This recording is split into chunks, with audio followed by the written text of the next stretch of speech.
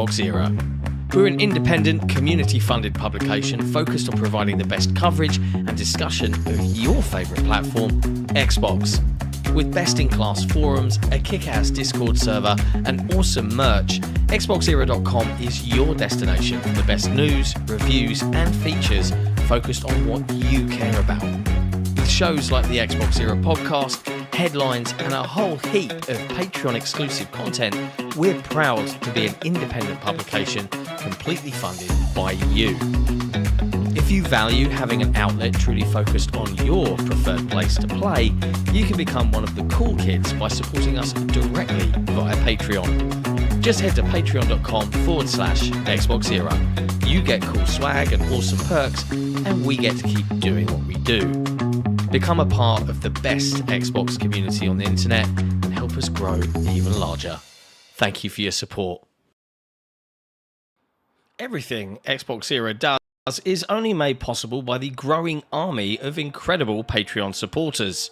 Our MVPs and executive producers are all incredible people, but even more so are our grand benefactors, Croat56, Assassin, and Kevin S.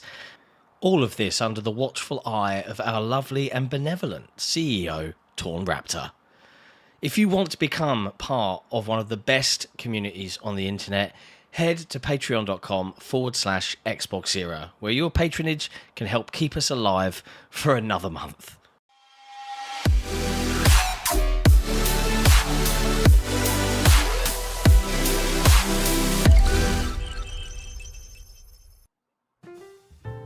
Hello friends, and welcome to another episode of Headlines, XboxEra's twice weekly news-focused show that covers the latest and greatest from across the video game industry. In the spirit of that industry, we talk about all of the platforms, and there's a lot to talk about today. Today's date is September 11th. I'm your host, John, and joining me as always is XboxEra's reviews editor, Jesse Norris. Hello. Am I also lead producer? I get double pay? No. Damn. Get no pay. As a bonus for our wonderful patrons, we make audio versions of these episodes available for them to listen to via Patreon in their preferred podcast app. But if you're on Spotify, you can link your account there and listen to it there instead. If you would like to support XboxEra as an independent publication that actually plays video games on Xbox when review code allows for it, you can support us directly by heading to patreon.com/XboxEra. Before we get into all of the news of the week, a little bit of housekeeping. Not much, because honestly, I think the big thing is literally the next topic, but I'm just sanity checking myself. I am right. There isn't much. Like, this was the big thing. Yeah, we put out so much lately that every morning you're like, oh, what else was there? It's like, oh no, there's just so far. This today, the rest of the week, and on the podcast, it'll mostly be about the thing you and I have been playing a whole lot of, along with a lot of the gaming industry, which is Borderlands 4. Borderlands 4. Yeah, the thing you might have heard me complaining about not having. I did, eventually. Maybe in parts of big shout out to our friends at 2K for pulling those necessary strings. Yeah, there weren't that many people in the preview period, which we just snuck into as I played the shit out of it to get to that mission to record everything. And thankfully, we might be one of the only ones where I had already done a preview by having gone to Gamescom. So I was able to talk about more. Whammy. My preview was technically I was allowed to talk about more than anyone else because I had done the open world bit and done a vault compared to just that mission. Just a vault. And I don't think I had already literally talked about the other two, so I don't think they were going to care that I talked about it again. And they didn't. But now we can talk about everything without spoilers, of course. I think it is the more serious nature of Borderlands 1, but not nearly as dour and far better written. And a lot of people aren't going to come to this for the writing, but the writing, I believe, in lots of 2 and in all of 3 was so bad that it greatly detracted.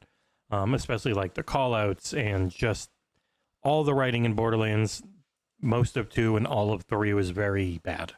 And it's pretty good most of the time in Borderlands 4. Like, I think it's legitimately funny when we're playing. You've been laughing here and there. Like there are just some dumb and also some smart jokes to really elevate far and away their best gameplay.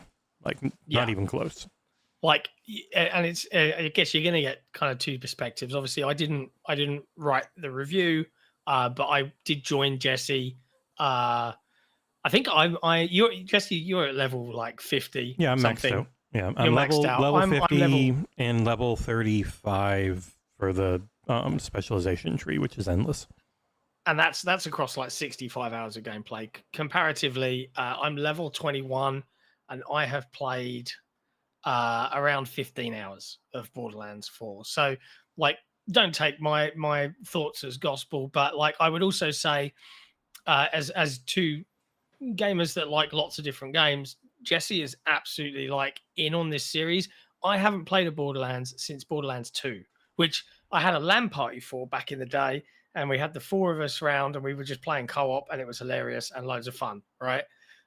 So I liked them, but I fell off the bandwagon, and I didn't have time for 3 or 20 teamers or anything like that.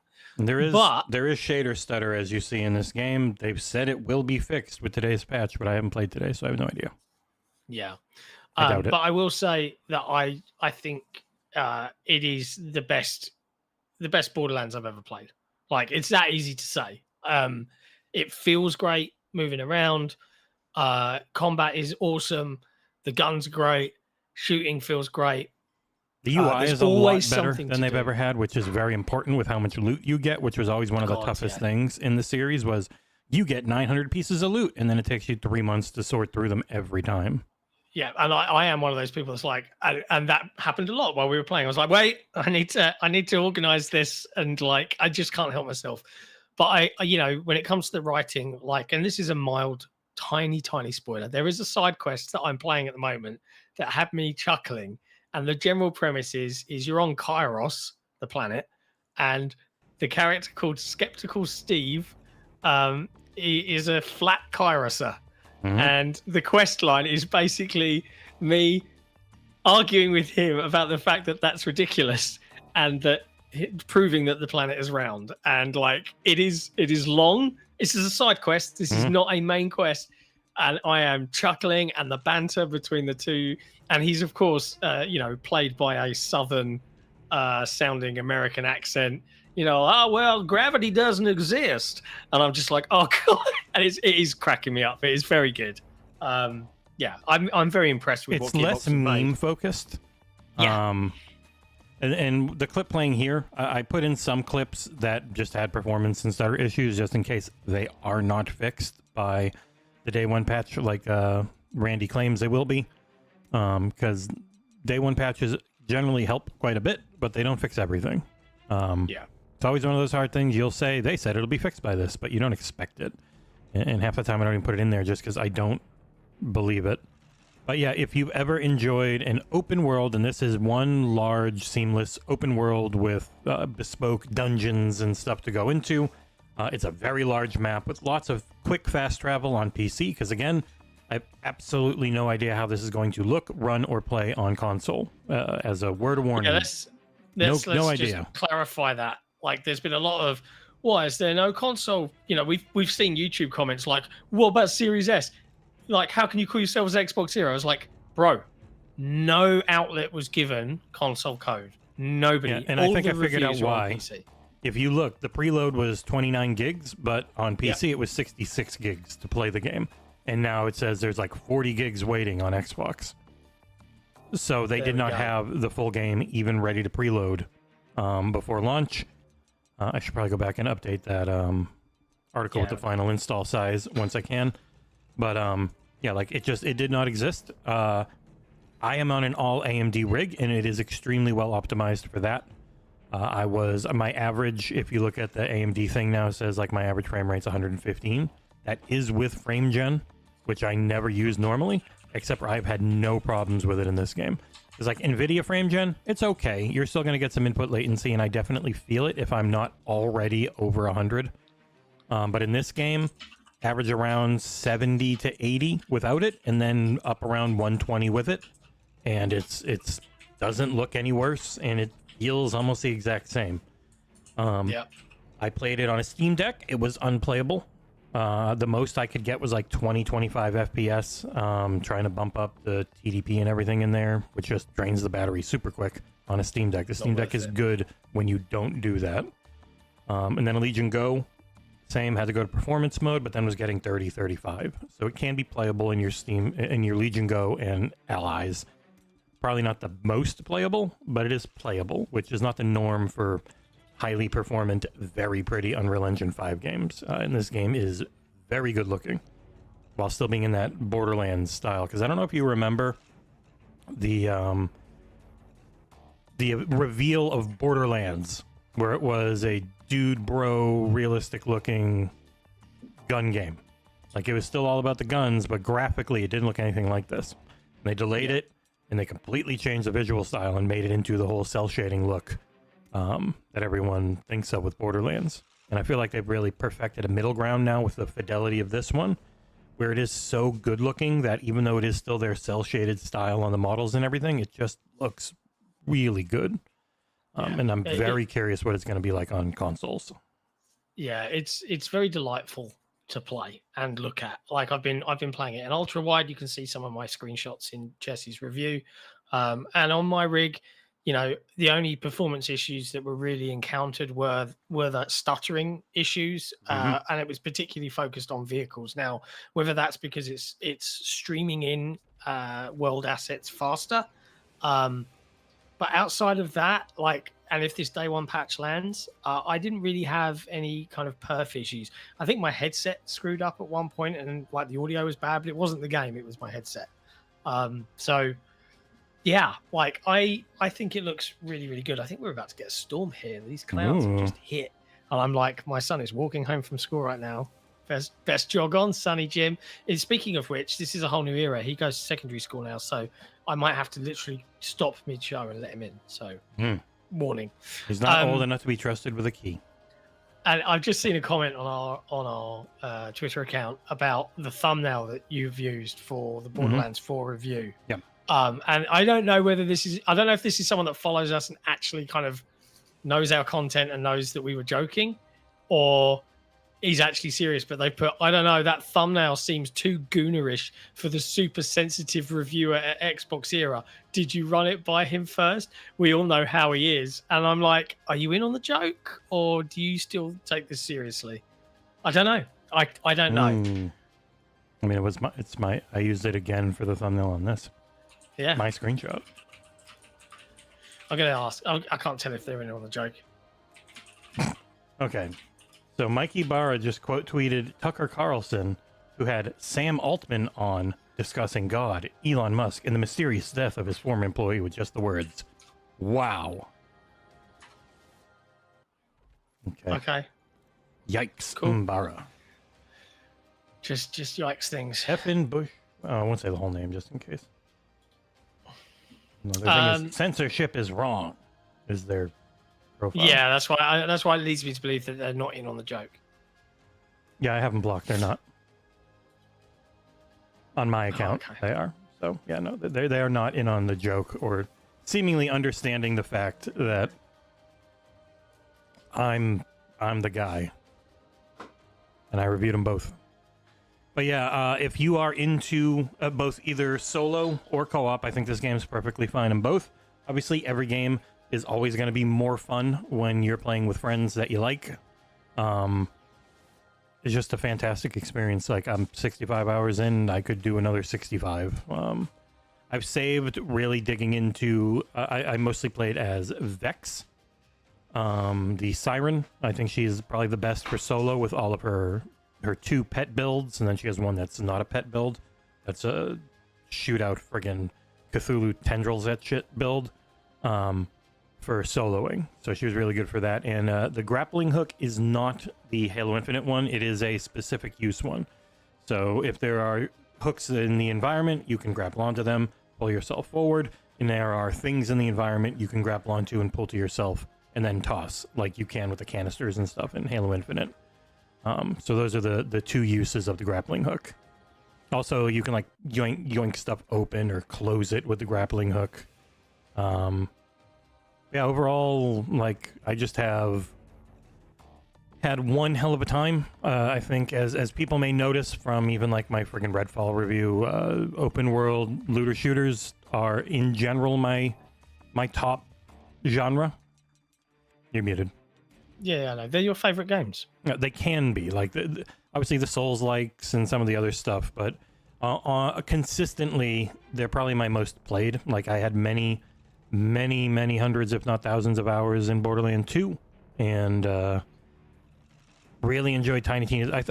Before this, it was Tiny Tina's Wonderland. Even if I'm not a huge Tiny Tina fan, the actual overall game was my favorite Borderlands title because it took the really good gameplay of 3, fixed up some issues, gave it a little more variety, and then had a way better story, even if Tina herself is a little annoying.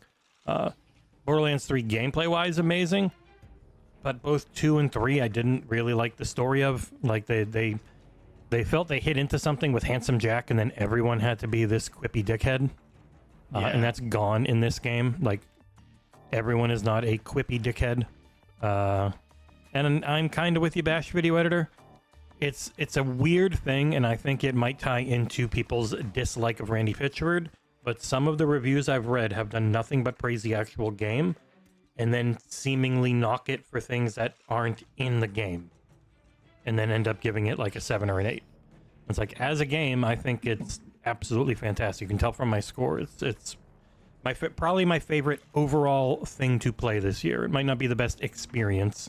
It might not have wowed me in the story like Claire Obscure did, or other titles, but the actual act of playing this game, moment to moment, all the variety of it, the longevity of it, especially with the amount of stuff they plan on adding that I will probably never get to play because of the nature of this freaking job, unless I'm reviewing it early, because I do have it on Steam, so that helps. Yeah, no, I friggin' adored pretty much every moment I played it. I'm of the opinion nowadays that a lot of this industry, in terms of like the media side, it just feels like they don't like video games anymore. Like, I know that sounds really silly, but there is so much like jaded approaches to things. Like, if it's not trying to be a movie, then it's or it's like a callback to like classic when I was a kid games, and it gets criticized, or it feels like it gets criticized a little bit harsher. But I don't know. Look, end of the day, scores are all absolute nonsense, and it's a load of bollocks, and it's just one person's opinion. They're all subjective. Who gives a shit? The fact that there's like 25 opinions on OpenCritic, and it will massively influence millions of people is always weird. Yeah, like I wrote 3,200 words explaining it, but 99% of the people who comment on the video and all that don't listen to any of it. They just skip to the score and then start getting angry or happy. Yeah, there's a Twitter account called Steam Deck Gaming that's got a picture of Borderlands 4 installing on their Steam Deck. It's like, let the mayhem begin, and I'm like, good luck with that. Maybe they will know tricks. Maybe there's some optimization. It might get the day one patch and it might magically make everything. I'm going to test it on the Ally again. Yeah, I still have it installed. I need to update it on the Go and the Steam Deck because I haven't played since the patches. Because there was a 3 GB patch last night, I think. Didn't really change anything for me on PC, but I was already doing good there. So I'm very curious. There's probably people streaming it and playing it right now on Xbox because you can change your region and be good to go. Because it is a local midnight launch on consoles. So people actually in those places on PlayStation, and then people in those places on Xbox can play it right now, and it unlocks in 2 hours for everyone on Steam. And probably Epic, if I had to guess. I'm not sure. But I was planning on streaming a bit, maybe starting up a new character. Yeah. You're probably going to stream some Borderlands. I would like to keep playing this character and leveling her, but I only have really endgame late stuff to do with her now. So it's like replaying. I'd be replaying a mission from near the end of the game with no context. So I'll start someone new, maybe a Gravatar. Yeah, I've been playing as Rafa. I really like. He's got shoulder-mounted guns. He's got big blades. It's fun. It's fun. I'm having a fun time. Of course, for me now, my selection of things to review is starting to come in. So I'm like, You know, juggling 2 right now. I've got a third coming at the end of the month, and then next month we've got several things. It's going to be a crazy time, crazy time. But we appreciate it, and most of all, dear patrons, we appreciate you, the community that supports us and enables us to do it. So if you're watching the stream right now and you're enjoying the chit chats, do hit the like button. And of course, if you love what XboxEra does, consider supporting us directly on Patreon. You know where to go, patreon.com/XboxEra. Let's dive into the rest of this episode's news and see what else is going on across the industry. First up, over on Xbox, the Idea Xbox Demo Fest is live. Nutshell, right now, do that especially for Trav who's watching. Right now, we have over 40 game demos available.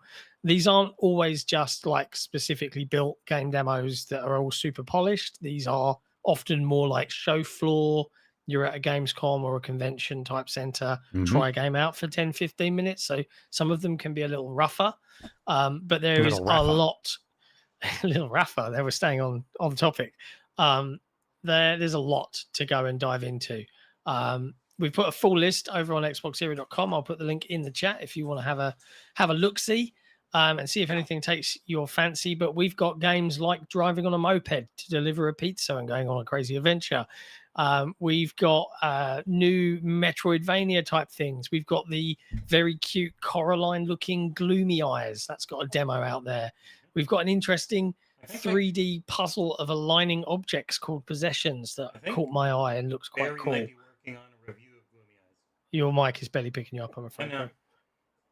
And we've got yet another Zombie Survivors. That's got a demo, and we've got a hands-on, like lengthy preview with the early access version available on XboxEra.com to read right now. But there's tons there. Go and have a look. There's probably something you might quite like.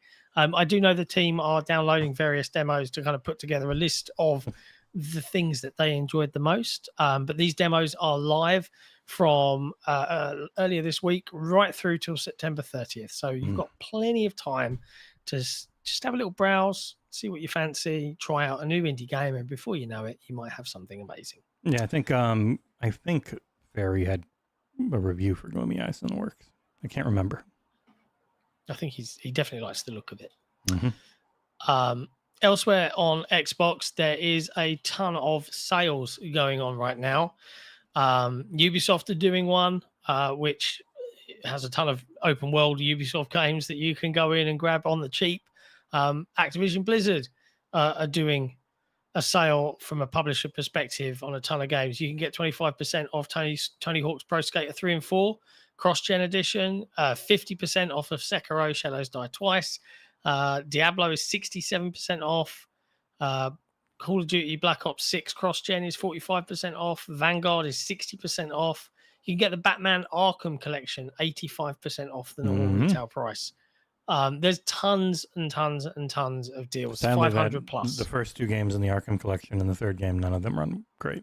The first 2 run like 45 FPS. It's really weird. Frustrating, isn't and it? then Night is stuck at 30. Like I downloaded the third game, the final one from Rocksteady in the trilogy. Arkham Knight.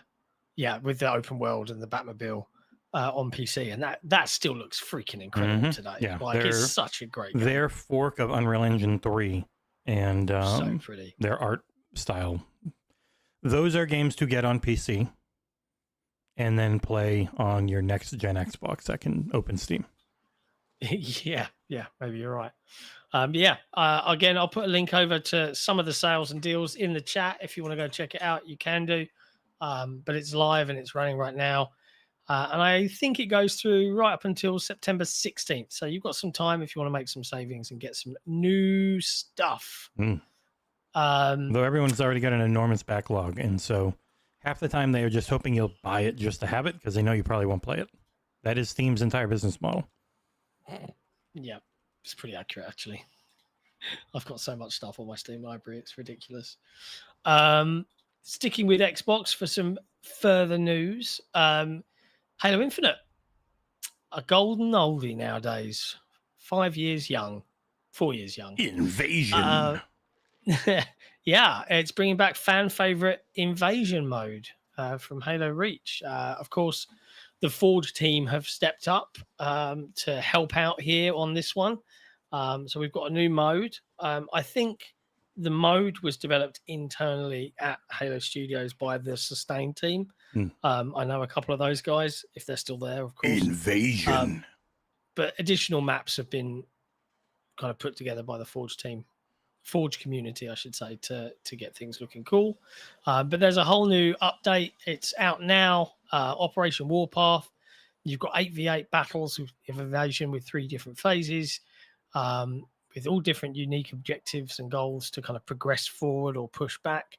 And then after October 7th, that mode is going to be in the squad battle playlist for you to enjoy. And yeah, there's 6 playable maps for that new mode. So it's pretty nifty, I think. Ton of new items in the shop. In a real good place. But always the way. It'll just be a small, dedicated user base for a while.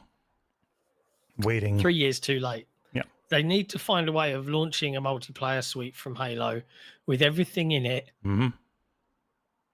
at release. Yeah. like waiting, you know. It's funny, people look back at Halo 5 like Halo 5 is so great and had all this stuff. It's like Halo 5 was missing a lot of it at launch. And it really hurt the game, and they ended up dropping it pretty quick. The support. Yep. Like, this has had the longest support because they had the most plans for it, but they still messed up the most with it. And that's why the whole organization from top to down, top to bottom, saw changes everywhere. So yeah, here's hoping, because I think it can still, man, I don't know if paid multiplayer can really pull it off, but we will see. Man, next month we will see we'll see what's next for Halo. Yep. Next month. And Ursel should be there. That's not far away. Ursel with his shaky hand cam. I'm kidding. He said he's getting a gimbal. It is funny how many people get so mad. It's like he's holding up his camera and just occasionally doing this. And they're like, whoa, and they're blah, blah, blah, in the comments. Like, Jesus Christ. People are strange. What else have we got? Football Manager. Let's talk about Sega. Football Manager 26 is coming to Game Pass on November 4th. So if you're a big Football Manager fan, you'll be able to play the game even on cloud and manage your stuff from wherever you are because it's on Game Pass. It's got a whole new UI this time around. Which is what made it not exist last year. What the heck happened to the other screen? Hold on a second. That's what I was thinking, right? I remember. Where did my text move like that? Look at the screen. This is really weird.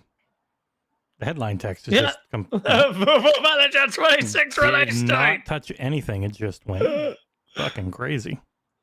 Lovely. How lovely. Yeah, I remember writing a story that they had announced Football Manager and then it all got delayed and they had to cancel that version. Yeah. They tried they were completely rehauling all the tech behind it and it didn't work. It wasn't ready. Yeah. But was that Football Manager 25 then? There was no Football Manager 25, I believe. Yeah, that's what I mean. That was meant to be out last year. Yeah, it never came out. Wow. Oh, there we go. And even this one, I think, a new one. This one feels later than normal. And not that I play them. I'm just used to them because they've all been in Game Pass lately. And this one's Game Pass again on console and PC. The October and November Game Pass lineups are kind of nuts. I'm gonna load that up real quick. Because they added yet another thing to October while we were at Gamescom, and I completely missed it. But if we go... Oh, didn't want to drag. Come on, Edge. There you go. So if you go, like, September has been okay so far. Not a ton. Supposedly, according to True Achievements, Jump Space is coming. I haven't seen it announced anywhere, and their Twitter literally said no. But... True Achievements has an article that just says it's coming to Game Pass. So maybe we'll see that. We know we'll have a review from Ferry on Deep Rock Galactic Survivor. Frostpunk 2 will have a review from Steve. Those are both coming. We'll see what else is coming next Tuesday. But October has Ball Pit, Keeper, Ninja Gaiden 4, Bounty Star, and Outer Worlds 2 within 2 weeks of each other. From the 15th to the 29th. And I want to do Ninja Gaiden 2. I wanted to do Bounty Star. That'll have to be Ursel. and I want to do Outer Worlds 2. You're doing Keeper. We'll see on Ball Pit. Maybe you'd be into Ball Pit. I could take on Ball Pit. Yeah. I mean, I can't imagine Ball Pit and Keeper would be two things hard to do close to each other. I don't think either of them look huge, as where beating Ninja Gaiden 4 is probably going to be really hard, and the Outer Worlds 2 is probably going to be really big. So I'm lucky that they're pretty spread out. Yeah. But now November's got Football Manager and Call of Duty Black Ops. So in 1 month, essentially, from October 15th until November 14th, you have Ball Pit, Keeper, Ninja Gaiden 4, Bounty Star, Outer Worlds 2, Football Manager 26, Call of Duty Black Ops 7. That we know of now. It's like, Jesus there's going to be more. Christ. There's going to be more. Because September is like outside of Game Pass, and then you got Battlefield 6 a week before this, and there's, if they do early review events and you see reviews go up before the game's out or at the game's out and there's not one from us, I'm not going to even give a shit. I won't care. Yeah, I will not we're just gonna have to not bother. Because yeah, like if Barry wants to do a late multiplayer written one, cool. Other than that, I don't give a crap if we're not going to get invited. Because they've done them in the past. They did it for Battlefield 5, had people go out, and Battlefield 2042 had online. If we get in, awesome. If we don't, maybe we'll stream some. Yeah, I mean, I know I'll be playing it, but it's a very different kettle of fish to like storm through it and write and edit a video. And, and in some ways, that's actually kind of like a blessing because like when it's games you really like know that you'd want to play regularly, you're like, it's nice to actually not have to do them for the job. Well, and plus you'd want to do it multiplayer, which is almost impossible before launch unless you're part of an event. So if you're part of an event, you can say, you can even do a scored review in progress and then update it a few weeks after launch. But you've got an article and a video ready to go, and they'll go up on things, and you can have your review in progress and then put your final score and you're good. And you'll get some actual clicks. But like I don't think we were invited to the Battlefield 6 event the same time anyone else was, especially. Nope. I doubt we'll be invited to a pre-release review thing from them. Just not on their lists. Just happens. Yep. I wouldn't say no if we were, but I'm not expecting it. I guess I should say. But Game Pass is given enough anyways that we are going to have a very hard time covering all of it. Yeah, we can do so much. Next up in news, Nintendo are back with an hour-long direct tomorrow. Their longest ever. Yeah, lots of rumors and scuttlebutt on the ground for this, right? Like in terms of it's Mario's 40th anniversary. Yeah, Nick the day dropped after. Nick did a rumor mill without letting us know it was a rumor mill. I'm shocked. He talked about this Mario Galaxy 2 remake being a part of it. But it supposedly might be like their Bowser's Fury thing where they add on content to an old game because they brought over one of the Mario games from the Wii U and gave it some extra content that was good. And Galaxy and Galaxy 2 are pretty fun. I like them way more than Odyssey. But I am not a big collectibles game guy. They're just not for me. So I wouldn't give two shits about playing Donkey Kong. I didn't like Mario 64. I don't care about collect all these things in this mascot platformer. It just doesn't appeal to me. But the Galaxy games were more fun. They were different. And I think it makes the most sense because they don't seem to have anything else ready. Yeah. Yeah, like a remake feels within the realms of possibility versus whatever new And thing obviously Metroid Prime 4 will probably get a date for November, December. I don't think they really give a shit about month. They will put games out whenever they want. And that game will probably be a 94 on Metacritic. And will sell 400 copies again, like all Metroid games do. I'm kidding. That one will probably sell more. It's on both systems. So it's on the Switch 1, it's on the Switch 2. Oh, yeah. It'll probably do pretty well. And I don't think Xbox will have anything there unless it's Bethesda. I guess we'll find out. Maybe that's where they'll say Starfield. As the Nate rumor. Could be. I mean, Nate thinks Starfield will be announced for the Switch at the Direct? No, he said that Starfield was also, when Indie was announced, that Starfield was also planned for, I think, next year. I don't know if he said a year. It's just in the works. But we've known that for some time, haven't we? Nope. Haven't we? Never heard it from anyone at Xbox. Doesn't count. Next up in news, PlayStation Plus game catalog for September is here. Yeah, wow, you just got to jump right over the major Other news. Oh, I missed it. It was Yeah. I must have accidentally ticked it. Sorry, Mhm. my bad. We can do that one instead if you want. Oh yeah, because it's That makes more Nintendo- sense because we're talking about Nintendo. Yeah. Yeah. Speaking about Nintendo, and it bugs me about. And this is where nostalgia clouds people, right? This is awful. Yep. Like, so Nintendo trying to sue Power World for ripping off Pokemon, whatever. We know that that's been going on for some time, and they've been granted a patent now in the United States that doesn't make sense for so many other things in general in video games, which is they have now patented being able to summon a character Yeah, and have anything it fight another. Any summon that you call out that fights for you.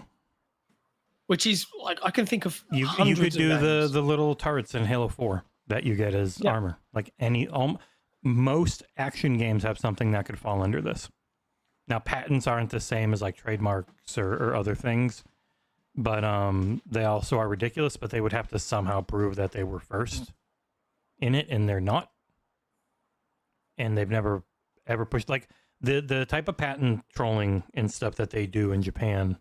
If they start trying to do it in America, is going to really suck because it's just bullshit. It's just Nintendo. You suck as a company, right? This is awful. Yeah, then they always have, but they never get shit for it. Yeah, well, no, every Nintendo, every like hardcore Nintendo fan knows, but they don't care, or they care, but they prefer the games more, or something to that effect. But it's really bad. I can't believe it got granted more than anything else. Well, we're not in the best spot judicially right now.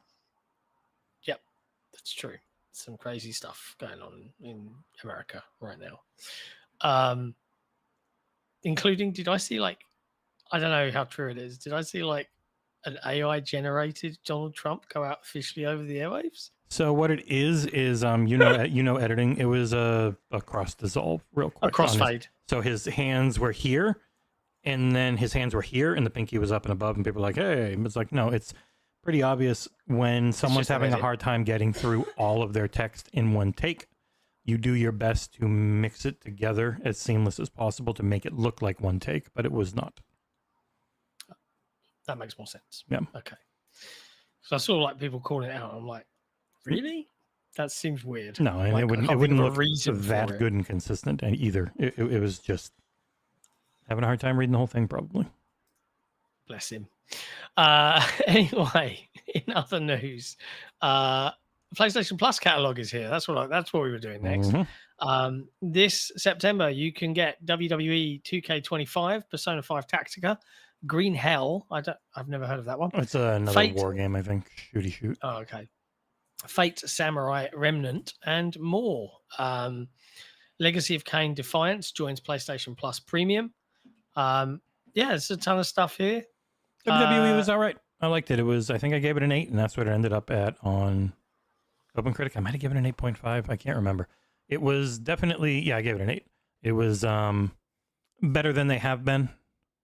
As far as the in-ring like actual action goes, where they still try and make it like it's a sports game, which is always weird. The whole island mode was just awful. It was so bad, but it's their thing to try and GTA Online-ify it like they do with everything. But if you're a wrestling fan, and you want to give money to a truly horrible corporation that bought WWE, or didn't want to give money to them, now you don't have to, because it would be in your PlayStation Plus account. So Sony have done it instead. Yeah, they've given money on your behalf. It is interesting to have it that early, but with the focus on microtransactions in this one, I don't think it's crazy, because like that's true. The thing that always happens, especially with yearly titles, is they really are front loaded on sales. So at that point, you're just looking to get people in as long as you can to buy more microtransactions that will not carry over to the next yearly installment. So it's always friggin' crazy to me how much money people pay for these things every year, and none of it carries over. If it does, apologies, but I've never seen it carry over. Like, I've reviewed all these. I've never had a single thing carry over for me. So that's this industry for you. But there you go. Yeah, some good stuff in there. Yep. You can go check out the blog post on the PlayStation website if you're intrigued at what else is coming in detail. I'll put it in the chat. Yeah, and then we've got a few more news stories to close out the show right now. We've got Battlefield 6. It's coming October 10th, but if you want to get in early and play some of the new Battle Royale mode they have planned for next year for the game, you need to head over to Battlefield Labs. EA posted a blog post that delves into a little bit of the detail of Battlefield 6's Battle Royale mode. There's a few things that are interesting here. Obviously, their primary goal is they're gathering feedback to make a good game here, or a good game mode. I don't know if this is going to be free to play, or you're going to have to have bought Battlefield 6 in order to play the Battle Royale mode. If they did that with Battlefield 5 and it killed the BR, even though the BR in Battlefield 5 is really good, I cannot imagine it wouldn't be free to play, but I don't know. Yeah. I don't know if they've announced it yet. But yeah, they say, and I quote, we see a great opportunity to infuse the core Battlefield pillars of class-based squad play, tactical destruction, and vehicle combat into the Battle Royale genre to create a high-stakes and adrenaline-pumping gameplay experience. This is Battlefield's twist on the classic formula, so you can expect to find all of those core principles taking place within this mode. Gadgets, explosives, destructible environments, and vehicles can all be used to secure the win. They'll have an all-new map built specifically for the Battle Royale mode, and in addition to the vehicles and everything else, the game will offer Battlefield's usual crazy destruction. Each match will feature 100 players organized into 25 four-player squads, with the last squad standing being declared the winner.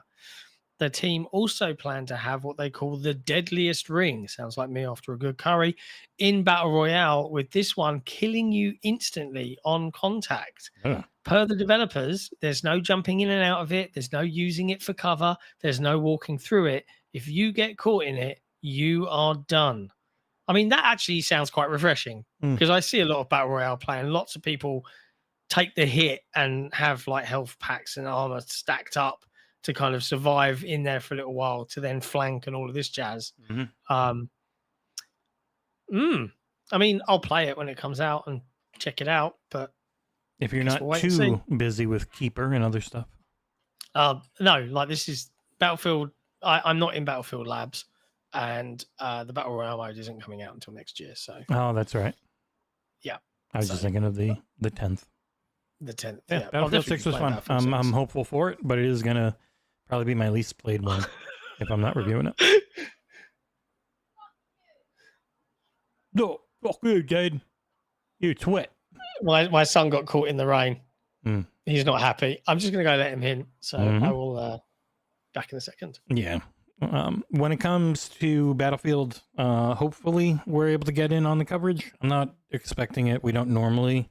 I guess I shouldn't say that. We got in early with Veilguard, where I went out to San Francisco, but that was a preview. I don't think we've ever gotten into one of their... And we weren't big enough back at 2042. We didn't get into their early events. So it is a hope if they are doing that again. I have absolutely no idea if they are or not. But what I do know about is that Acclaim had a showcase where they showed off 9 games. Should probably bring that up as a video. Acclaim is back, thanks to Jeff Jarrett. He's one of the people behind it. I don't know if he has any idea about video games or not. I've never heard him talk about it or anything like that. But they had a little live stream yesterday for roughly half an hour, and they showcased 9 things. Being, I got a load of here because I didn't want. Oh no, it was like a 15-minute. Because this is 27 minutes long and has a 15-minute countdown. Holy shit. Yeah. Yeah, so Acclaim is back. They showed off a bunch of stuff with one that I saw that looked cool, which was that Catanaut, which is out. Just bam. There you go. So they had their surprise drop. I don't think it was the first time anyone had heard of the game, because I saw some people saying the shadow drop of it. And it's like, no, Catanaut's been heard of. It's a cool little, like, cyberpunk 2D action game that looks neat. They're definitely playing into, I guess, the older nostalgia around Acclaim that only people our age will get. It's always one of the things that I think companies got to remember is there's less and less people who grew up playing games in the 90s every year. And there's more people who have no idea what any of this bullshit is being born over and over again. I think that's one of the problems the Final Fantasy remake ran into. There's not that many people that ran into it, and when you say it's going to be a trilogy right off the bat, nowadays, there's a lot of people who are just going to wait until the whole thing's up before they even consider playing it. But yeah, they showcased 9 things like Toss Down, a delivery, something or other with a to-be-announced date, Ground Hour Zero, an action roguelite. Not a lot of those out there with an unannounced date. Basketball Classics, a 5-on-5 pro basketball born from the golden era of sports games. Out now on PC and coming to Switch. So, like, it was a bunch of smaller scale stuff and a lot of it with no date. So it's interesting because I don't think of quality when I think of Acclaim. So pulling that name out of the hat and rebuilding it is an odd choice. It would be like bringing the 3DO back. Oh, so Jeff Jarrett worked with the devs on WrestleQuest, and that must have stoked his interest in the medium, one could surmise. I get it. When you're when you're a rich man who knows Taylor Swift and loves talking about anecdotes about her, you gotta find things to keep doing. Oh, I see wrestling. Definitely. Here's the basketball game. I don't know. It's neat. It's interesting. I have absolutely, man, they're really going for the Jordan Bird Magic Johnson look there. Oh, wow, they are just full on. This is the old ass. What a weird thing to exist. It's kind of cool. It's neat. I'm not saying it's bad. Yeah. It is weird. But I guess it's giving a bigger voice to indies, which is always good. Because I don't think none of these are like big companies. They're probably smaller devs who now get to work with this stuff. Like, this is cool. I hope things like this are good and can find their footing. That's interesting. They pretty much lost their entire library. So they just have the name and the logo. That's kind of crazy. Yeah, but I'm looking at this, like, this basketball game looks great. Mm-hmm. Like, this looks really cool. That is the world's biggest basketball court. Based on the size of the guys. But yeah, no, this looks neat. And I think it's a much smarter, as Sparta says, it's way smarter to go for this level of game when you're pulling something back. Essentially from the dead, and you're just like, here's a game from a guy that looks cool. Yeah. So these are the types of like lower risk, higher potential ROI things that I think are better than like the Embracer approach, where they were just like, let's take single and double A devs and try and make them triple A, and then have that explode, and it means everyone gets fired. Yeah, it's neat. It's very cool. I'm gonna have to go watch that showcase. Yeah, it's only like 14 minutes long. Last news story before we close things out today, and it's a little bit of an update on the ROG Xbox Ally. A unlisted video found by someone on the Xbox Ally Reddit was posted, but it was not publicly shared anywhere. It was just left unlisted and probably attached in a playlist, so it's been discovered. And this dives into the Ally's thermals, which have been redesigned for the ROG Xbox Ally. And while we're still like sitting here waiting for price and pre-order information for these handhelds, we're waiting to see if they knock it down from 550 and 900 at all, or raise it up. Well, no, because the whole point was that they want that the rumors, everyone heard the scuttlebutt was that ASUS is like, oh shit, maybe we can get it lower, because people are just that was surprised. The scuttlebutt. But I'm still like, the economics are what they are. Well, they already knocked it up $100. Like, it used to be, the ROG Ally X was $800 at launch. It's $900 now. So they've kind of already built in the tariff situation. So would Microsoft subsidize any of it more? Because it looks like they were subsidizing the original, because the original would be $50 less than the current ROG Ally. at 550 compared to 600. But one of the major complaints about the original ROG and stuff was the cooling. It got super hot, and where the SD card slot was, it could be real bad news for your poor little SD cards. They fixed that in the Ally X revision, but this looks even better. And better cooling means you can just get better performance compared to previous, because things get super hot. They call it an advanced zero gravity system, meaning that it's marketing 101 here, but basically, even if you held it upside down, it would still cool efficiently. The fans are larger. They move 15% more air than the existing Ally X, and the touchscreen is cooler, and it's less noisy because there's more exhaust and there's a redesigned heatsink. So that's all pretty cool. Obviously, we as a team really want to get our hands on these and bring you in-depth review of the hardware and performance, which is only for some of the games. A month away.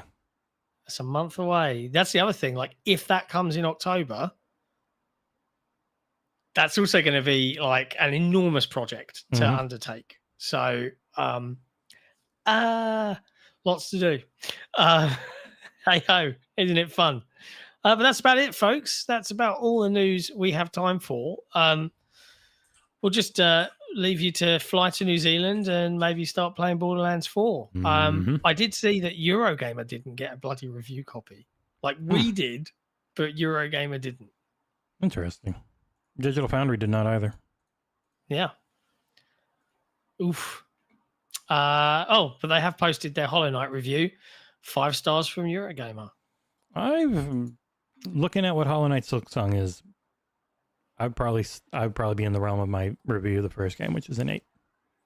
I will quote a friend of mine who people were discussing Silksong, right? And what did he say? It was quite poignant. He said Silksong sold 1 million copies in under 24 hours with 560,000 concurrent players. There's a lot of Hollow Knight fans out there. It's frustrating, yes, but it very much tweaks that Dark Souls Ninja Gaiden itch.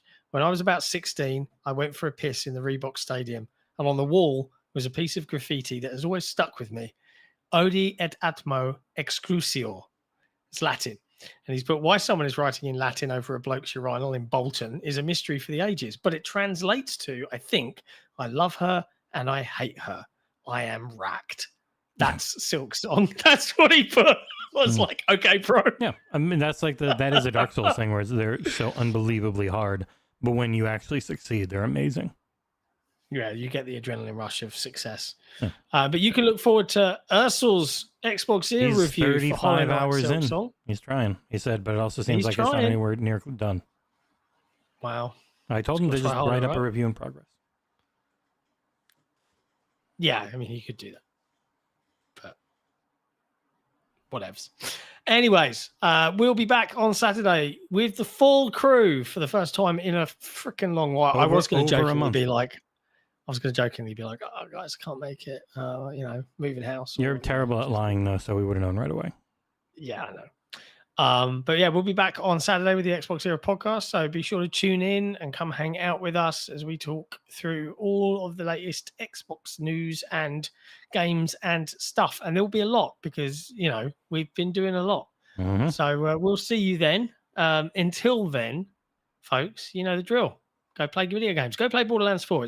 It's fucking great. And go to consolewarsgame.com. This is Console Wars, the card game.